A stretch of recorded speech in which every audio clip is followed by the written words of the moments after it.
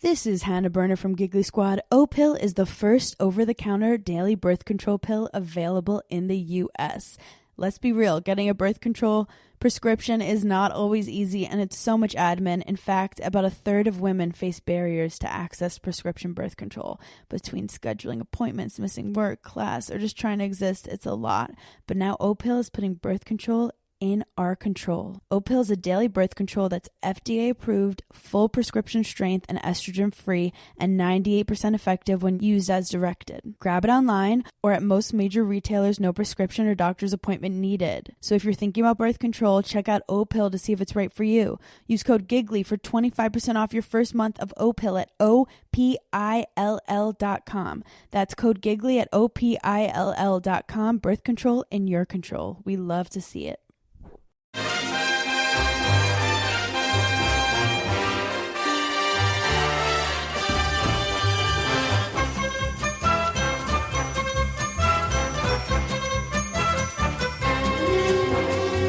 Hello everyone and welcome to How Are the Podcast. It's Gav and you join us for another scout report on yet another Sunderland player who looks to be coming in. And, we say, these things seem to be happening rather rapidly. Well, another player's came out of absolutely nowhere. And I think I'm pronouncing this rightly. Chemsdine Talbi. And I'll get the man on the other end of the phone to correct me if I'm wrong on that in a moment. It's Chemsdine. Chemsdine. Okay, There we go. Chemsdine Talbi. We're very, very close. Anyways, that is the voice, of course, of Elijah Michiels, who joined me only a few days ago. And when we hit stop record on that podcast, I said, knowing Sunderland, we'll probably be talking again very soon about another player for Belgium. And anyways, here we are, 2-3 days later, Elijah, and we're already talking again. Yes, thank you. It was a really great episode with Sadiki. I didn't expect to be that quickly, but it's always nice to be here and talk about the players that Sunderland. Absolutely.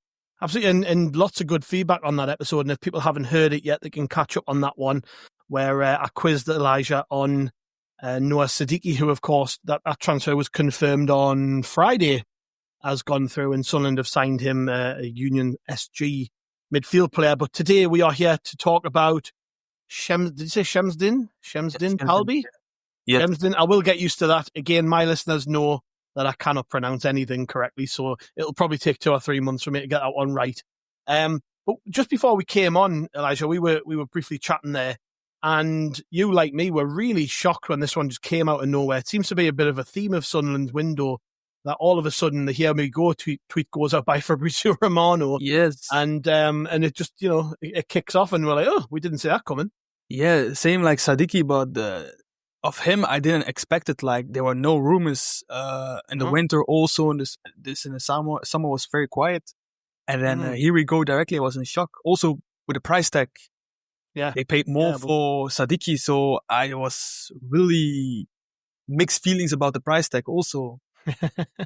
Yeah, we'll come on to that. But just to give people listening a bit of a rundown on who we are talking about today, because as Sunderland fans, we aren't really exposed too much to European football, and these players are a bit of an unknown to us. So for anybody who isn't aware of Chemsdine Talbi, he is a 20-year-old winger. He can play on the right, the left, and through the middle. Plays for Club Brugge, who finished second last season in the Jupiler League. The price, as we will come on to, has been quoted as €23 million, which still makes my eyes water. And, Sunderland paying big fees for players is going to take a little bit of getting used to. He's 5'9". He was capped by Belgium at under 15s, under 17s, under 18s, and then has since declared for Morocco. So it looks like when he does eventually make a senior appearance at international level, it will be with Morocco. In the 2024-25 season, he made 44 appearances for Club Brugge, scoring 7 goals and registering 5 assists across all competitions. Highlight of his season was probably scoring twice in the Champions League against Atalanta. And the tweet from Fabrizio Romano, which announced this news officially, I guess. I know a couple of other journalists did report on it first. But Fabrizio Romano said, Chemsdine Talbi to Sunderland, here we go. Medical right now for the Moroccan winger at Sunderland. Deal agreed with Club Brugge for €23 million package, add-ons included. Documents are being exchanged. All set for an announcement soon. Deal in place. So, is he any good, Elijah? Because that is the question that Matty Harden put to you on Twitter. We've asked our Twitter followers to give us a bunch of questions to quiz you on. And the big one at the top, is he any good? He is good. He is good. We can also saw it in the Champions League performance against Atalanta. It was one of his best performances in the season. But my question is also like, does Sunderland have the patience, the fans, to trusting him? Because it's a very hard price for somebody like stepping up directly in the Premier League. Although like his form was very dipped after the performance against Atalanta, because he was like 5-6 games very poor, and also he didn't find himself. Also, like after the saga between Belgium and Morocco, his form dipped also massively. That's why he also didn't have any appearances for Morocco. Right. So, but he's a very good player. Like I said, like he's a quick player, fast acceleration, can play both sides. That's also very important, versatile. Also play in the middle, but he prefers more at the left wing. But he played at the right wing because Solis at Club Brugge is playing left wing. He's also very impactful in the substitution, like a super sub. That's also why he break out at Club Brugge, because of his very impactful substitutions. But although he's a very good player, a very high ceiling, but you need to have patience. I don't see him adapt quickly like Sadiki. Right. Yeah. That was something that a lot of people have asked us about, is that ability to adapt. And I think, let me just find the question. Yeah, it was Ben McKevitt who asked, is he any good?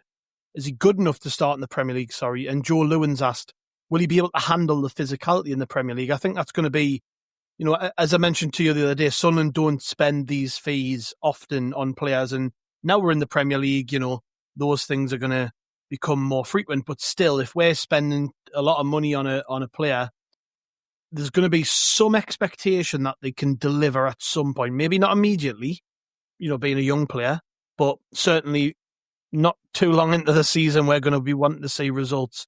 Do you think he's got the technique and the physicality to be able to cope with Premier League football? The technique, I have no doubt. He's a very technical player. That's also like one of his abilities, like technical and 1v1 situations. But the physicality will be also massively a question, because he's sometimes outmuscled against like defenders in the Belgium league, especially in the Champions League. You could saw that massively. So that's why I also said like in my mini report about him today, like his physicality can be a question. Premier League is one of the toughest leagues in the world, especially physical. So that's why I also think like physicality can be a big problem. Right. I mean, I noticed as well, you know, majority of the games he's played have been this season. Has this been his breakout season in Belgium? Yes, definitely. Also because Club Brugge sold their winger in the winter, so that's why he also got more chances, and he was very good. Champions League one, like I said before, but also because of the depth quality at Club Brugge with the wingers, they didn't have a lot of choice, so they had to trust him also. Right. Also, he was also very good last season at the B team, also where they play in the second division. That's where they develop their youngsters to see if they are good enough or they will sell him. But definitely the Champions League matches really helped him also being mature, and also in his final third, also taking a lot of risk, also because the coach like wingers that they have taken a lot of risk in 1v1s. So it's more his breakout season. I noticed he played a lot of Champions League football this season. I mean, I noted down some of the teams he's played this season. He played against Manchester City. He played Aston Villa 3 times. Juventus, Atalanta, which we've already talked about. Sporting Lisbon, Celtic, AC Milan, Dortmund. I mean, 2 questions here. How did he do generally over those games? And 2, is there something to be said about the fact that he was trusted as a young player and as a rookie to play in such high profile games in the Champions League? He did well against like teams like Juventus and Sporting Atalanta, but against the Premier League teams he had very tough. Like especially he had a poor game against City away. At Aston Villa he had also some issues, especially when Desassi was playing right back, and Desassi is more physical one. He had struggles, but the way that he handles some situations, like tactically, he's very smart. He's a very smart, intelligent winger. The one thing that I always miss about him is sometimes be more aggressive, be more physical in duels. Like he tried to avoid it more than being in the physical duels. But he handled it well the first half of the season in the UCL, but the second half of the season was really a dip for him. Yeah, and just to go back to what I said there, about the fact that he was trusted in them games I don't know much about Club Brugge and the way that they handle young players, but is that something they generally do, give chances to young players if they think they're good enough, or are they a team who will hold off young players and maybe favour experience? No, that's like the DNA of Club Brugge. Like they give trust on youth players, especially also in Champions League. They always trust youths. It's like more their DNA. It's not like because they had injuries or something. It's just the thing that they do over the years. They've obviously, they've obviously got a bit of a production line going of young talent. The fee, I did see your tweet about the fee, and you did say that you felt that we'd maybe overpaid a little bit for him. And I'll kind of ask you a question I asked you the other day when we were talking about Noah Sadiki. Are we paying for potential here? Because with him being so young, we don't quite know what's going on. Is that fee more representative of how good he could be as opposed to how good he is right now? I think it's a little bit an overpay. Because I think it's also because of potential, and also like Club Brugge know how to sell. It's also Champions League tax, and I think it's an overpay. One thing that I was wondering, like they paid more than Sadiki that played 100 games plus for Union, and Talbi didn't really put a step, and also like the Brugge fans were like also in shock of the fee, because like Maxime de Kuiper that went to Brighton went for less, and there was one of the key players also. What has the response been like from the Club Brugge supporters? Not just about the fee, but in general that they are losing this player. They are not like really worrying about the player that is leaving, because also like they were also a little bit fed up, like the final part of the season, like he missed a lot of chances, everything. The one thing that they will miss also is like his versatility. Like he can play left, right. He was a good depth player, a squad player, but they will not really miss him. That's the thing. And I was also like worrying for Sunderland fans. Like if you're seeing this, is a big question also about him also. Right. Yeah. I mean, to be honest, as I said before about the fees that we generally pay out for players, we aren't used to this. And you mentioned Brighton before, teams like Brighton, Brentford, Wolves, Bournemouth, they will spend this amount of money on players if they think they can really improve them. What do you think it is that Sunderland have seen? Because we are, Sunderland fans are pretty well aware of this now, but we don't just dive two-footed into making decisions. We will, for the players we're approaching now, we must have been watching them for a long time. We'd have been scouting them for a long time. We'd have had people at games making sure that we have to be sure when we sign a player that this is the right thing. What do you think it is about him that Sunderland have seen that's made them go, we need to sign him now? Like, is he on the cusp of having a really good season where all of a sudden half of Europe want to sign him? Is he that type of player? Is he where you can see him really kicking on now that he's just turned 20 and he's had a year of experience playing in the Champions League, playing in the top flight in Belgium? Yeah, he has a very high ceiling. And I think Sunderland will do that because of the high ceiling also and the potential. And if they saw also like in the UCL matches against big teams also in Belgium, like the first half of the season, I would even say like it's a good price. But I think it's more because of the ceiling that the price is also very high. And also like he's very strong in transitions and counterattacks. And I think Sunderland will be that against mid-table / top 6 teams. And that is also one of his strengths, like counterattacking, transition and 1v1 duels. That's also a thing that Sunderland really like as a winger. So that's also the type of profile that they also wanted. But like I said, the price tag is just more because they believe in the ceiling. And I think also he has a high ceiling. Yeah. Yeah. How high is that ceiling, do you think? Because we talked about Sadiki the other day. And, you were talking about how that, you can see him going on to play for a team who are maybe challenging for that top 6 in the Premier League. What's the ceiling of this guy?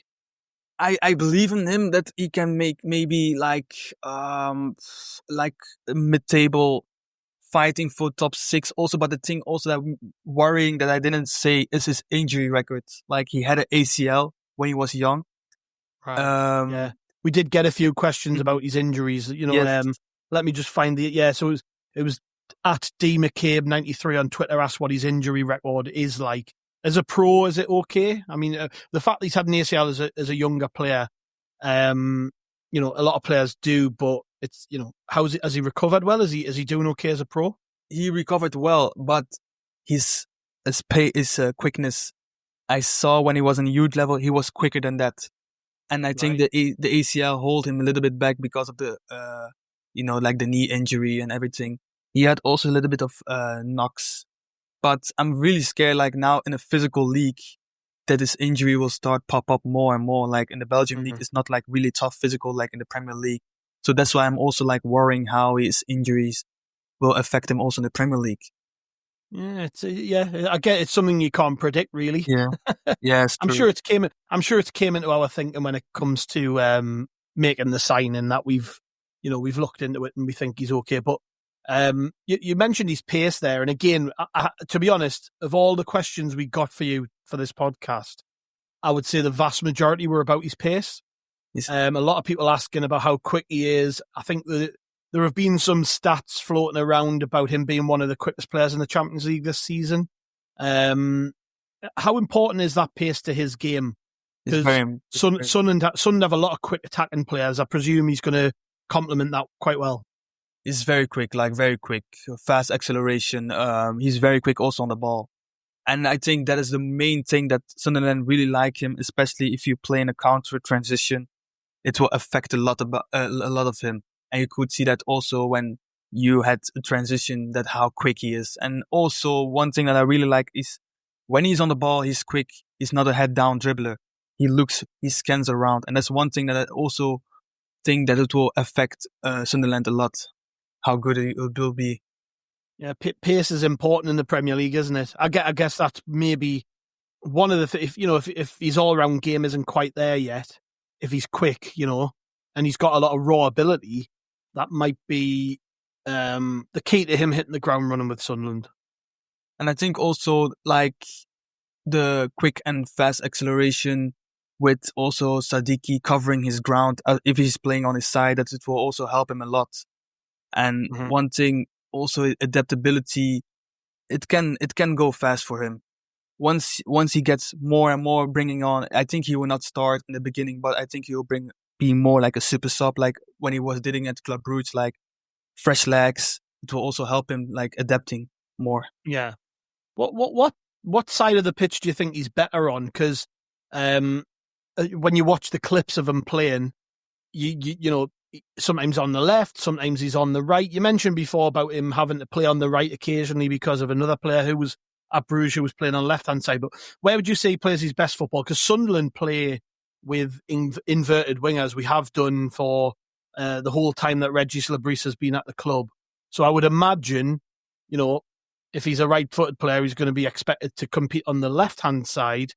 But we have established players in those positions, and I'm just really interested to find out where you think he's better. I mean, is he just an all-rounder? Can you put him pretty much anywhere across the attack and he'll do well? Or is there a side where he's particularly better than the other? I think he's better on the left because I also see him also more at the left. On the right, he's more limited and he's more predictable. Like at the right, he always go to the byline, to the cross.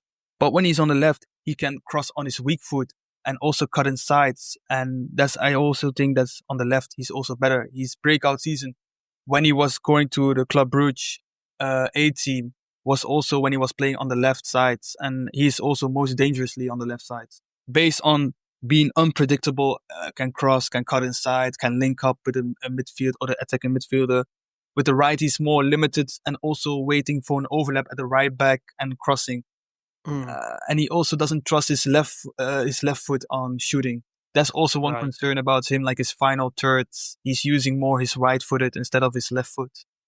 If you could, I'm just thinking now, if you could think of a player who, in terms of the way he plays, that people might be more familiar with, who would you compare him to? If there's a player out there in Europe that, most people would know who they are, what sort of player would he be most like, in your opinion? I would say like Tyler Dibbling of last season. Okay. In the Premier League, how he is, same raw, needs some development, but Talbi is more aggressive in 1v1 than in Dibbling. Dibbling is more like a ball carrier, but this is like the same way of development and a raw situation. Right. So somebody who can do unpredictable things with the ball. I mean, you can see that again, I'm only talking about some very limited footage which I've seen, but clips I've seen online. Seems to enjoy going 1v1, seems to enjoy making defenders run back towards their own goal, seems to enjoy, throwing in a trick or two, and actually seems to have quite a decent range of passing. Would that all be accurate, do you think? Yes, that's also one of his key. Like, he likes to link up with the overlapping left back, right back, with the midfield, like the 1-2s. Also, like, his crossing is very impressive for a winger like him. Is it, when you think of typically tricky wingers who have that little bit of individual brilliance, they can be quite selfish players. You said he enjoys linking up with other players. Is he pretty unselfish for a winger, or is he that kind of winger who might occasionally frustrate you by trying to do too much at times? No, he can be selfish and unselfish. That's why also like the coach of Club Brugge really like him, because he's tactical, very smart, also like intelligent. I heard an interview months ago about him, like, why do you play him on the right, on the left? Like, he's very tactical. He's a listener. Like, he really wants to improve his game. He's a hard worker. So I think he can be selfish and unselfish. Depends on like also which situation. Like, if it's a 70-minute, 90-minute, he needs to do more things, then he can be selfish. But I don't think like he's a type of player that he can be frustrated, like doing more 1v1s, dribbling, etc., than helping more the team. Right. We've had a question from at Brown Slices on Twitter, who's asked, how good is he in the final third in terms of his decision making? That is a weak point.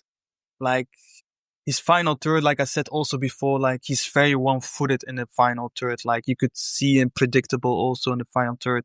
Also, like, his ball striking is very poor also as a winger. But his composure can let him down sometimes. Sometimes he's too rushy or too stressful that he shoots from various places.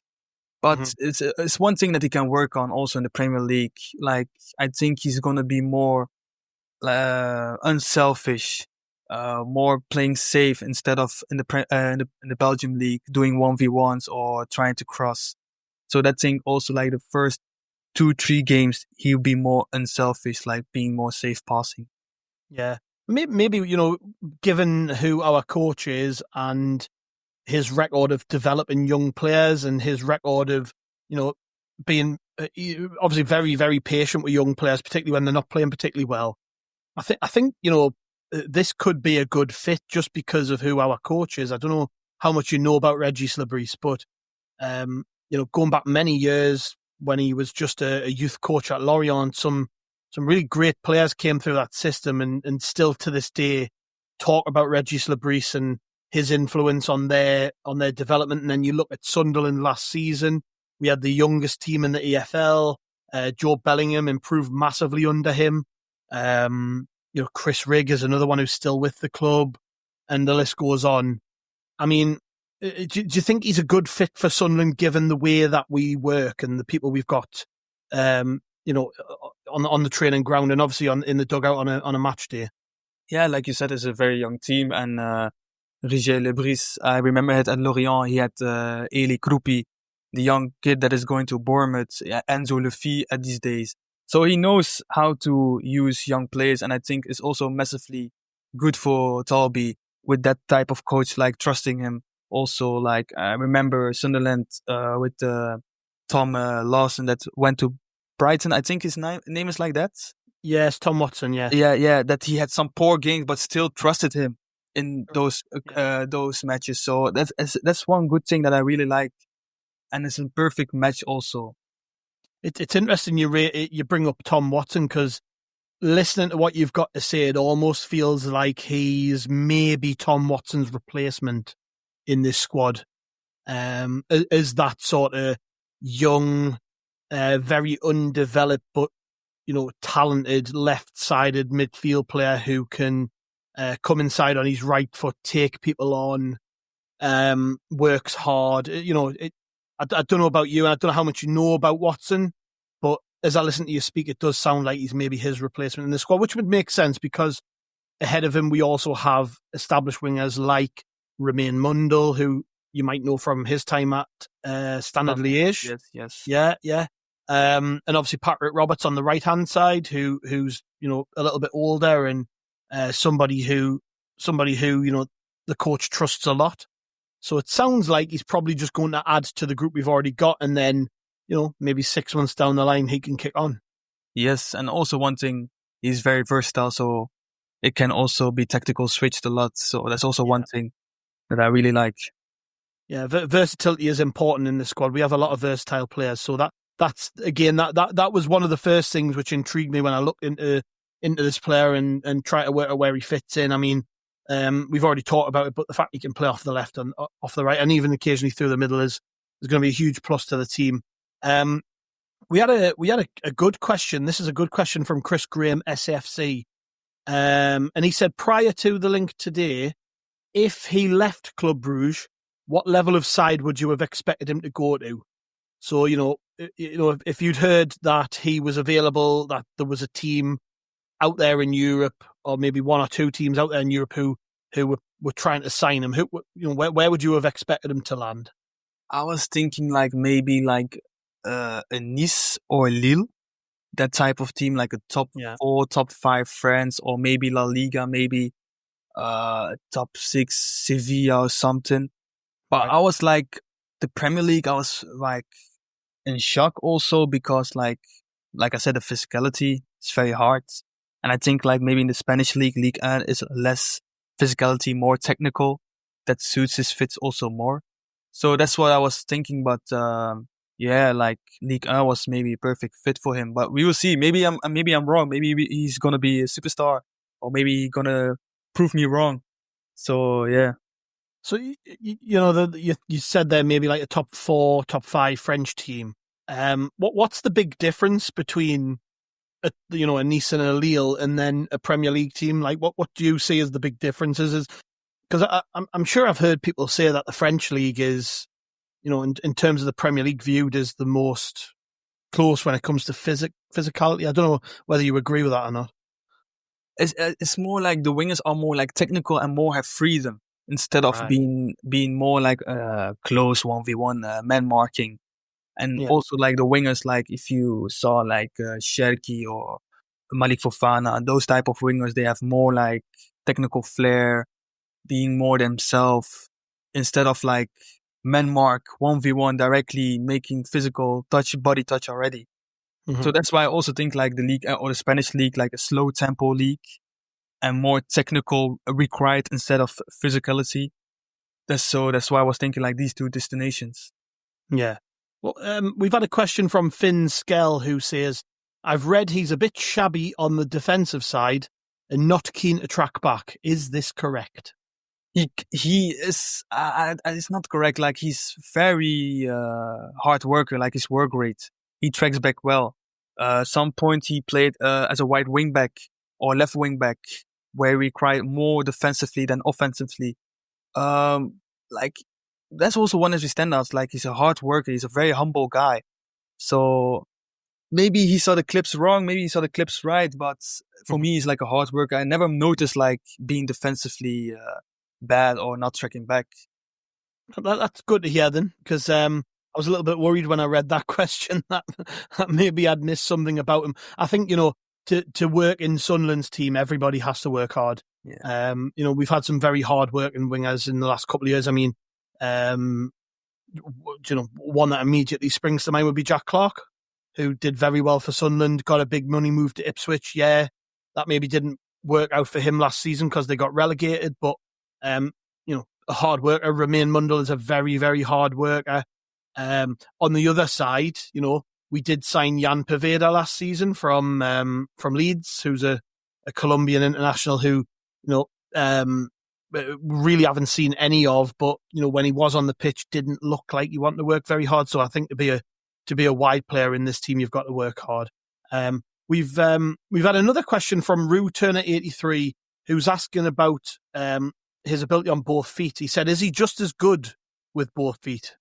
You mentioned before he's not particularly, he doesn't trust his left foot, but is he good with it? He's good on his left foot with crossing, but not good on his left foot, shooting, ball striking. But he likes to use more his right foot, his trusted foot, instead of making decisions on his left foot. There's also one thing that also needs to work on, his final third on his left foot. Yeah. Sam Messi FC 27 did ask about his end product. I think we've already touched on it a few times, but sounds like that, being a young man, 20-year-old, that's something he needs to work on to be able to succeed, I guess. I also think his final third, in the Belgium league, was not really required because he was protected by a lot of better creators, playmakers also. So that's why you couldn't see much of his final third improvement also, because he was not of the main standard creators or most final chances created also. Maxime de Kuip was the most of them the chances creator. So that's why he was a little bit protected. Right.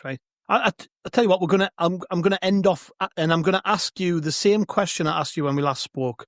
The same question the very last one, which was for anybody who isn't maybe sure about this deal, they maybe heard what you've had to say or they've read some stuff online. What would you say to them? What would you say to anybody who isn't particularly sure about this one?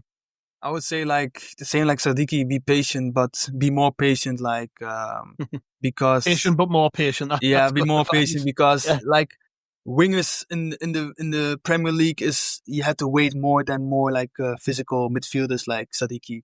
I know I have also doubts about the price, but he'll be more impactful in substitution than really a starter in the beginning. So let's see how he is in the impact subs, because that was also one of the key things Club Brugge really break out is because of his impact in the substitution, the 60s, 70s, fresh legs. He's very quick, also good in transitions and counterattacks. So I would say he'll be more an impact sub in the beginning than a real starter. So then we can see how it is in 6 months, how he develops. Yeah. Well, I've got to say, having listened to what you've had to say, it about tallies up with my own expectations that, when you sign he's just turned 20, only really just came off the back of his first full season in professional football, that, he's going to need time. He's going to be given time as well. Sunderland are very good at that. We will, allow players time to adapt. And particularly, as I said before with Sadiki, it's going to be difficult for such a young person to move to a different country and to a different culture and then expect them to adapt his football to the Premier League. That's going to be tough.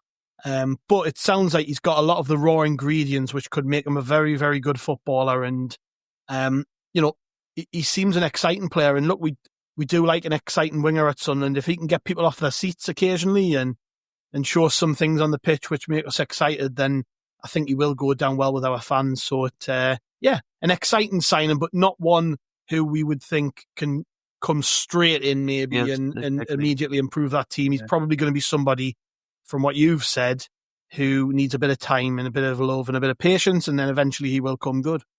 Yeah, that's why I think also he'll be more an impact in begin. And of course he's a winger, type of winger that definitely will show his skills, his 1v1 situations, his quick acceleration. He's one type of winger that I really also like to watch.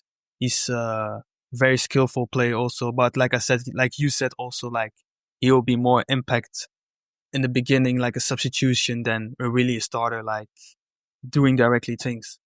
Yeah. Well, Elijah, thank you very much once again for your insight. It's been brilliant, and I get the feeling this might not be the last time we speak this summer.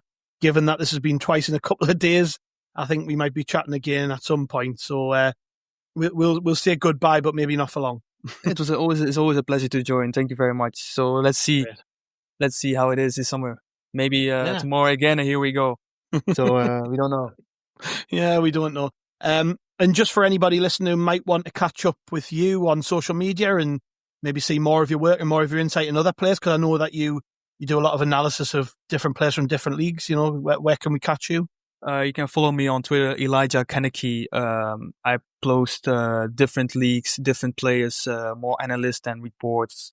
Also focus in the Belgium league. So if you want to see more Talbi, you can just search Elijah Michiels Talbi, and then you see a lot of things that I wrote about him. Brilliant. Well, again, thank you very much, Elijah. It's been great. Thank you very much to the listeners again for joining us. Hopefully you enjoyed that. Hopefully you've learned a little bit more about. Go on, Elijah. Tell me one more time how you say that name. From Chemsdine. Sorry, Chemsdine Talbi. Yeah. There we go. That is going to take some getting used to, but I will get there eventually, I promise. But this guy looks like he's all but signed, so we'll see the confirmation at some point next week. Fabrizio Romano seemed pretty convinced that was going to happen. So yeah, we will probably talk a lot more about this and get a lot more opinion on that particular deal as the week goes on. We've got loads coming up on How Are the podcast. I've actually nudged a couple of pods down the line because of just how much stuff there's been to react to this week. So we've got plenty coming. There's an on this week on Monday, which will delve into the history books once again, and then we'll talk a little bit about Sunderland's history.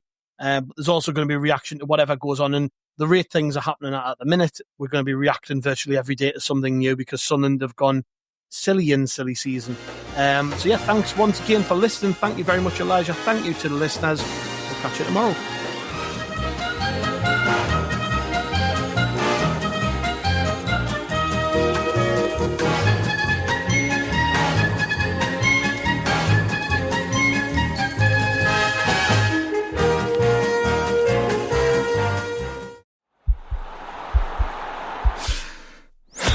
This podcast is part of the Sports Social Podcast Network.